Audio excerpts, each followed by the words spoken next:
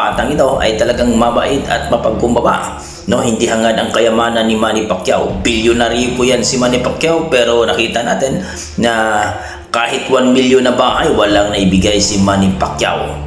So, ilang bilyon yung pera ni Manny Pacquiao, ari-arian, pabahay at maraming mansyon. Pero dito kay Iman Bacusa, ayon sa ating mga Pilipino nakasubaybay kay Manny Pacquiao, di man lang daw binigyan ng kahit 2 milyon na bahay. Pero ganoon pa mga idol, masaya naman si Iman Pacquiao mga idol dahil tinanggap na siya ng kanyang ama. Yun naman talaga ang kanyang gusto mga idol. Hindi niya hangad ang maranyang buhay, kundi gusto niya magsikap para makuha nito at marating kung ano man gusto niyang marating. So masaya si Iman Bacusa Pacquiao mga idol sa kanyang pamumuhay ngayon.